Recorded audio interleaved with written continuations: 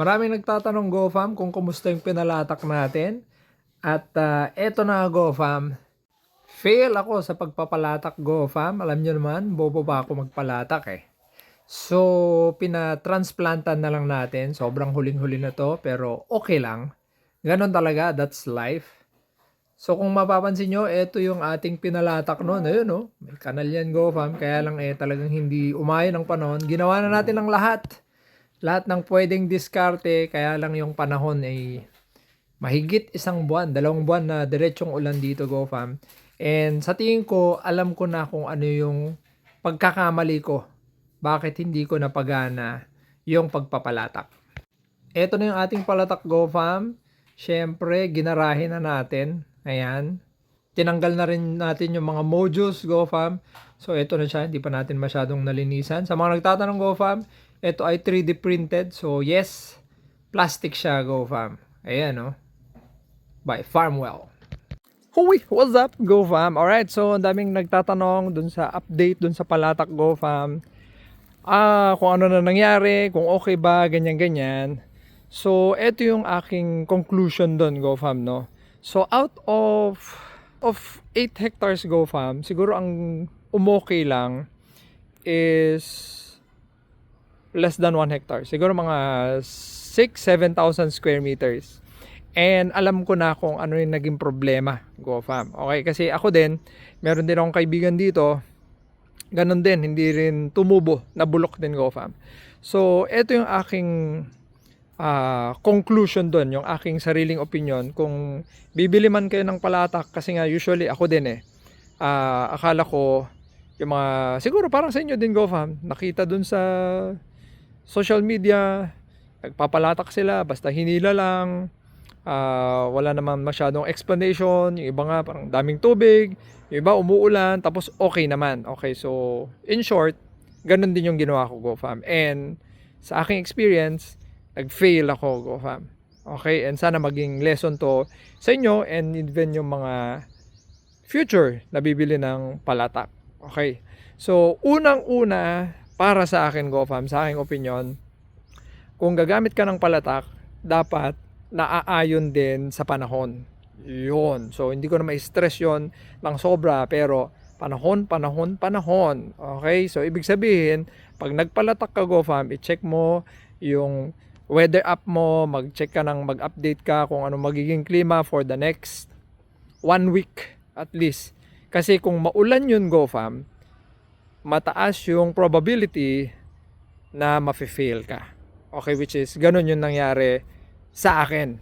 Okay, so sa amin, nataon tayo dun sa sobrang ulan. So mula November, December hanggang first week ng January, sobrang ulan GoFam. So pag nagpalatak ka at umulan yan for the next 7 days or 2 weeks, for sure, mabubulok yung iyong binhi GoFam.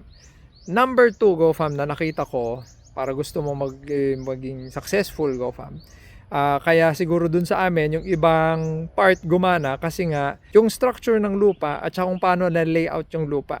So yung area na yun GoFam, nakita ko maganda yung drainage. Okay, the rest fail kasi nga yung iba is heavy clay.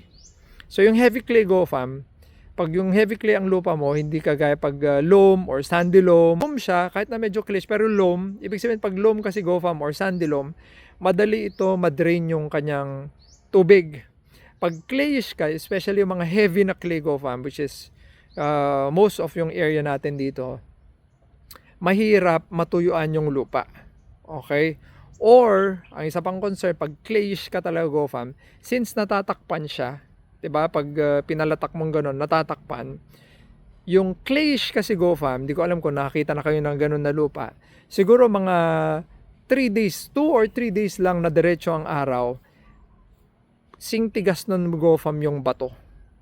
Okay, pag natakpan, tapos parang magiging semento siya. So, mahihirapan na rin lumabas yung binhi kasi nga natabunan. So, yun, yung structure ng lupa GoFam, isang i-consider niyo yan. Okay, so yung una is yung panahon. Pag maulan, okay, no-go tayo. Pag yung sobrang clayish yung lupa GoFam, hindi ko ma-recommend yon. Pero nasa inyo kung gusto niyo try, matanda naman na kayo, di ba? So yung number 3 go fam, which is ito, isa sa mga pinaka-importante is yung kanal. Kanal. Okay?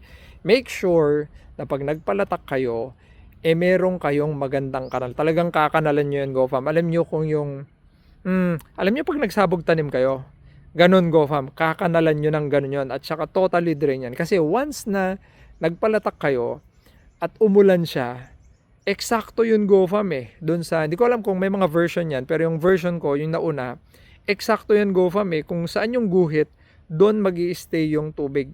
At pag nagstay yun ng tubig na mga 2-3 days, for sure, mabubulok yung binhi nyo go fam. So yun yung aking advice sa inyo go fam sa mga palatak users or mga future palatak. Hindi siya ganong kadali gaya ng mga napapanood natin. Okay, so kailangan nyong dapat umayon ang panahon. Kailangan i-consider kung anong structure ng lupa nyo, kung clayish ba siya, loam soil, sandy loam, okay. Loam, yun ang the best. Okay, at saka yung pangatlo go fam, kanal. Kanal. Yun go fam, masyado nang mahaba yung aking explanation. Itatry natin ulit yung palatak sa dry season. Kasi para sa akin siguro, mas ma-recommend ko magpalatak during dry season, hindi masyado sa wet season. Pero kung meron kang timing, edi sige, 'di ba?